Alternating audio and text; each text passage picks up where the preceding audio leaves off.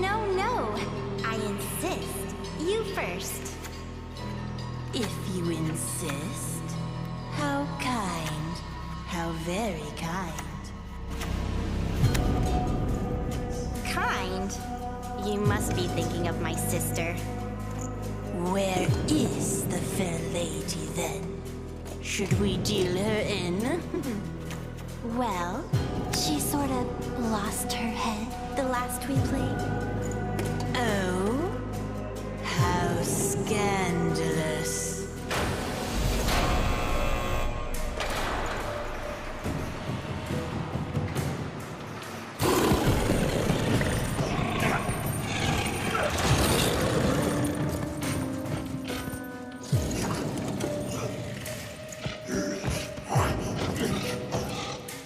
My queen!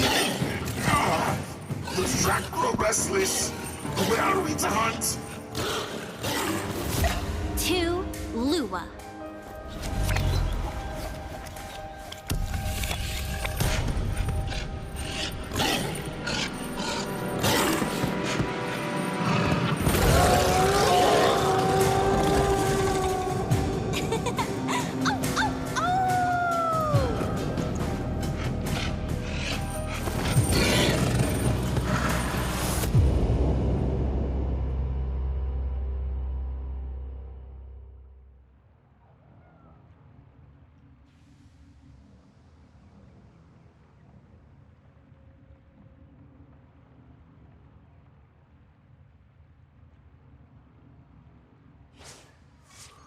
This looks interesting.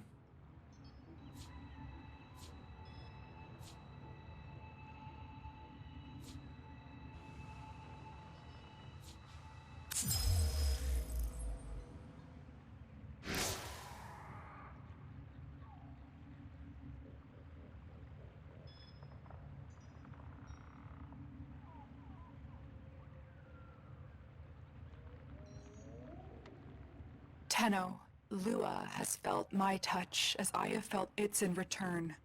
Rescuing Lua and you from the void may be changing this place. The void stirs and shakes Lua to its core, exposing ancient halls long since abandoned. Smelling possible treasure, the Grineer Worm Queen ordered her troops to descend upon these newly exposed halls. They were instantly corrupted by its long-dormant Orokin neural sentry. The secrets that lie buried here are yours, not theirs. Infiltrate the Uvarium and Circulus. Survive the corrupted, and we will reclaim those secrets together.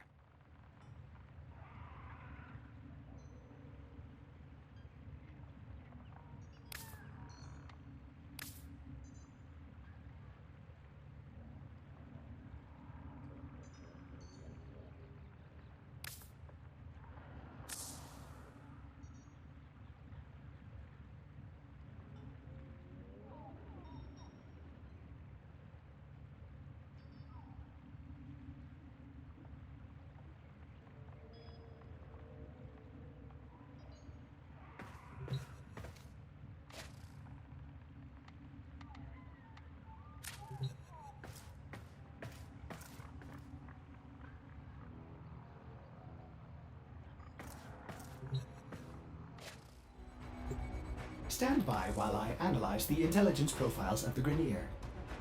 Error, not a number. Did the operator enjoy this witticism?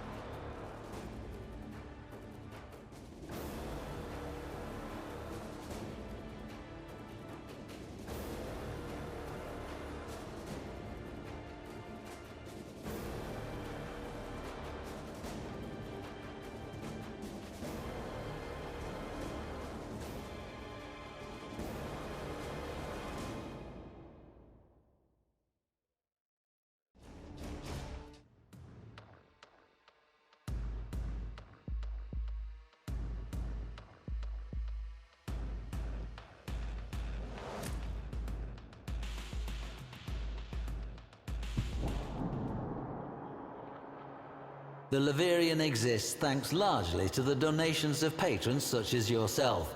Please leave a little something.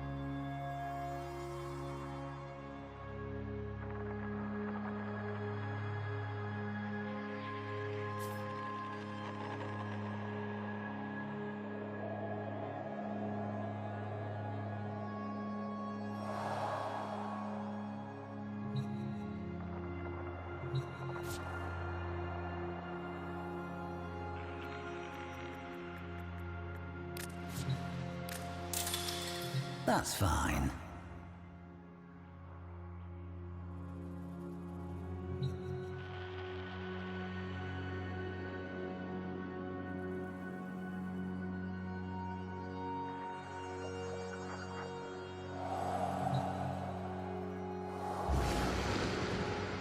Impressive, isn't she? The relentless hunting shadow of the Knight of Naga Drums. The last thing many an Orokin lord ever saw. Varuna, she-wolf Incarnadine. The heart of the pack, hunter of Godprey. We remember her as a primal horror. The pitiless devourer, stalking burning cities of white and gold, slavering for godflesh. This was not always so. Once, Varuna was the obedient guardian of the Circulus, the holiest of Yuvan temples, upon none other than Veiled Lua. Like a loyal beast, Varuna would roam Lua with her 4 steel-maned wolves, the stealthy Dainar, invigorating Raksh, the stalwart Lycath, and the fierce Ulfron. But what they were sworn to guard was perverse, wrong. In a ceremony reeking of Kuva, the Orokin candidate would force their consciousness into the new chosen body, the Yuvan, consigning the mind of the hapless former owner to oblivion. They call this life-extending process continuity. Executor Tuvul was one of the ruling 7 and head of the Yuvan clerisy. High-ranking officiators who enacted the hideous ritual, all of whom were now all dead, torn apart, all save for Tuvul, now a man pursued. He abandons his family to that night of horrors, his friends to the flames, and whips his slaves to ferry his decrepit, dying body to his personal ship. Destination? Void-locked Lua. Purpose? To initiate one final ceremony. to trade one last body, one last life for his own, before the Empire burned.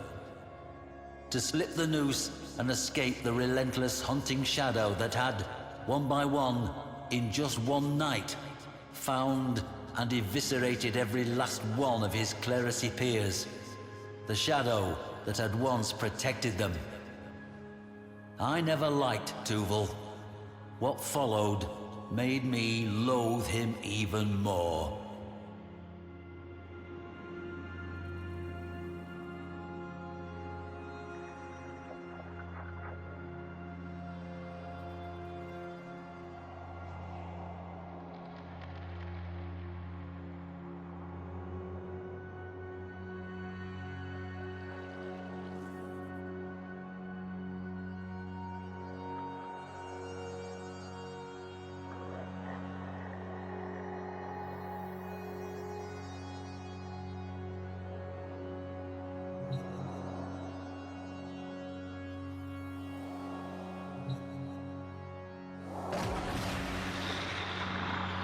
Here is Dainar, the Shadowed.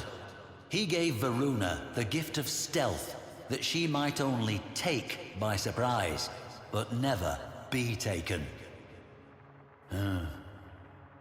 Let us speak of what made the Circulus special. The first Void Conjunction. It came suddenly, steeping Lua in malevolent, lashing void stuff. Within the Moonplasm, thoughts took horrifying physical forms. Images dredged up from childhood nightmares or adult neuroses were abruptly tangible and real. Madness overtook many. It was to this place, the Circulus, that Tuvul fled, through a void tormented by an extremely unusual conjunction. Thrashing eddies, violent currents, and the appearance of horrifying beasts never seen before or since. It was as if, some have noted, the fabric of the universe echoed the upheaval, tearing apart the fabric of the origin system. Coincidence? I have lived too long to believe so, but can provide no explanation greater than that. Hoping against hope that the void would keep the shadow that stalked him from picking up his trail, Tuvul touched down upon the powdery skin of sacred Lua. What Tuvul lacked in loyalty, he made up for with rat cunning. He should have known better.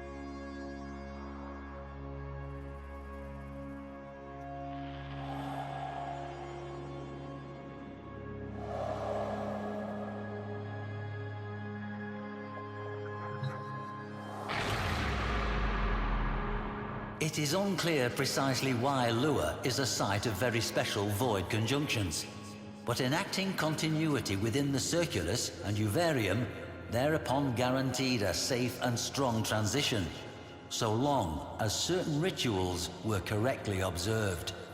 A privilege reserved only for the Seven themselves. Imagine the scene as the innocent Yuvan would have witnessed it, the vivid insanity of it all. The appointed Soprana, bridging the gap between worlds with her song. The Orokin Executor, shrilling the ritual words. The bone-white void creeping in on all fronts.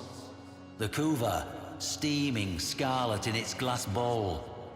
And the imposing wolf giant, Varuna, pacing the perimeter. 4 loyal wolves at her side. This wolf you see here is Raksh, the Defender, Varuna's own loyal guardian, as she protected her Orokin overlord from whatever madnesses the Void Conjunction would bring, of which there were many. And on that night, Tuvul had no such guardian. Quite the opposite. Now, Tuval would need flesh into which he could pass, but the shipments of fresh young bodies from across the system were no more. Tuval, we will see, had laid a dark contingency. Rat cunning, as I said.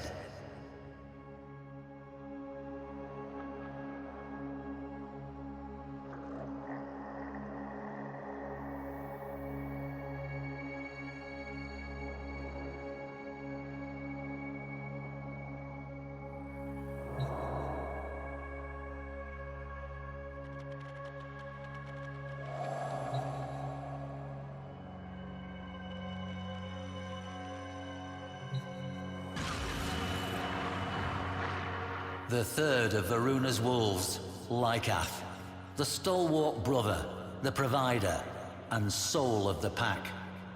We know that Varuna and her wolves had served rite after rite. She had watched the mists and savagely destroyed anything that menaced the ceremony, flanked by Lycath's fury. The Yuvan ceremony, continuity as they called it, was an obscenity. The Orokin elite, aged and foul, would slouch and leer as the Yuvan, young men and women cultivated on Red Mars and worlds beyond for this dire purpose, were paraded before them. They would make their choice, conduct the ritual, and then, well, that young life would be gone. And when those eyes opened once more, it would be their murderer looking out from behind them. Is it any wonder Varuna, freed from the leash of loyalty, was so intent upon making a meal of the Yuvan clerisy? I think not. Let's get to dessert, shall we?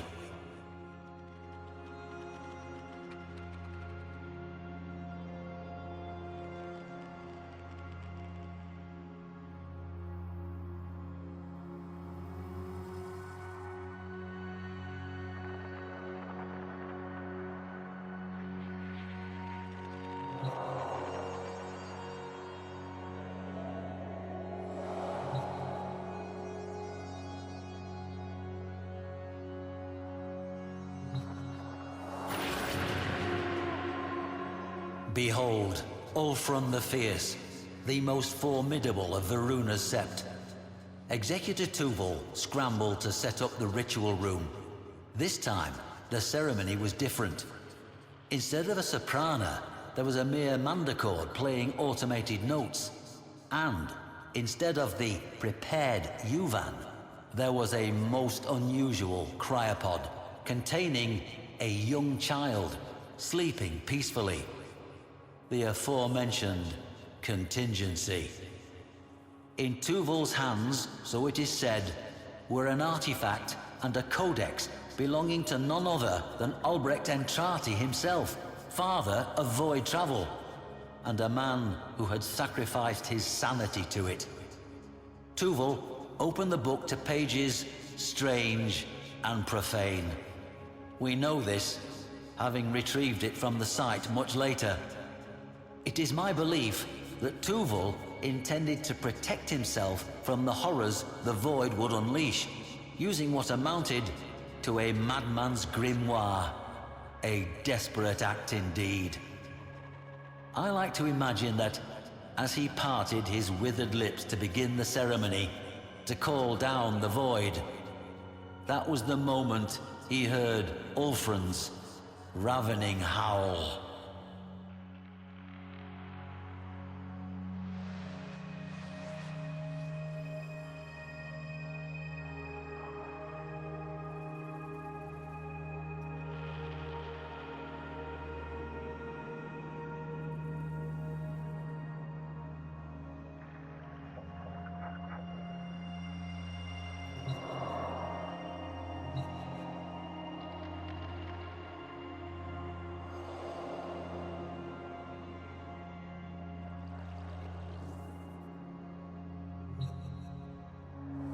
From Void signatures, evidence at the site, and what recording technology survived that once-in-a-lifetime Void conjunction, I infer the following.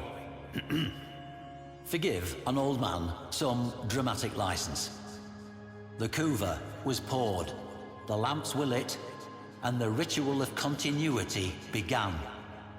As Tuval intoned the barbarous versicles of continuity, a horde the breadth of which had never before been seen at such a ceremony massed in the gathering void. Things with 2 heads or none, lopsided, broken-horned, perhaps drawing their being from Tuval himself, as if expressions of his vice. At this moment, I believe Varuna and her pack attacked, hoping to end the ceremony before it began. No such luck. The circle's site was later found to be treacherous with the remnants of slain abominations.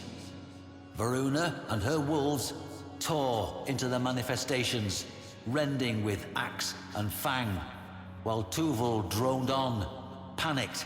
The pack hacked and tore their way through the throng toward him. Why was Tuval not the first to fall? I cannot answer. Perhaps Albrecht's work had something to it, or perhaps those beasts simply understood that this wretched old man was the only thing keeping the door open for them. Tremors shook the surface of Lua, and a great cry rang out, like that of a mother crying for her children. Tuval sweated. The kuva trembled in its bowl. Varuna was relentless, demons falling to blade and fang. But it was not enough. The hordes of the void are without number, and this one, if hell has a hell, then those monsters knew it well.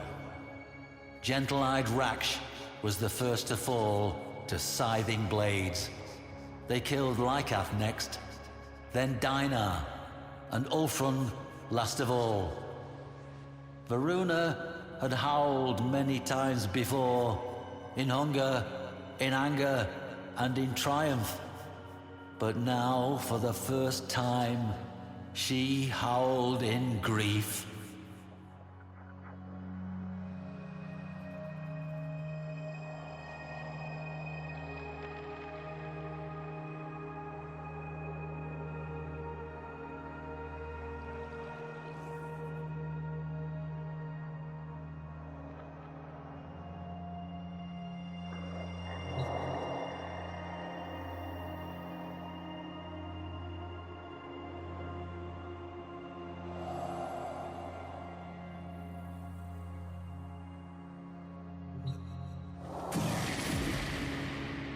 Varuna trod and swung without relent toward the circle, carrying by their silver scruffs the severed heads of her fallen, beloved wolves, severed from their dead bodies by her own hand.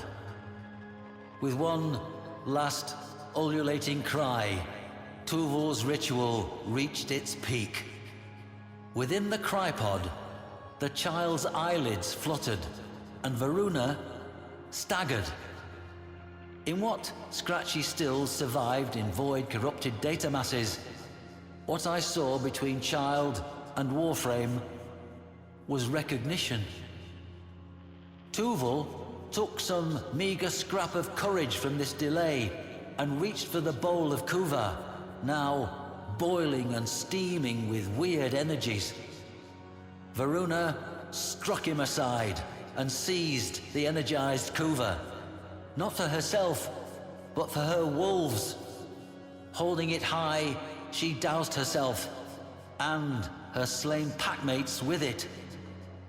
Embraced by the seething crimson glow, connective tissue propagated, sinew reached for bone, and within that marriage of occultism and science, she and her beloved wolves became one. Her brethren lived again in her. Varuna was now and evermore the heart of the pack.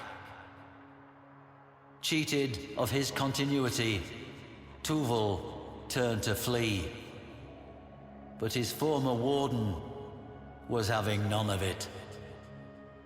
Those who came after found nothing but gnawed bones, some of them unusually long, twisted within shreds of white gold raiments.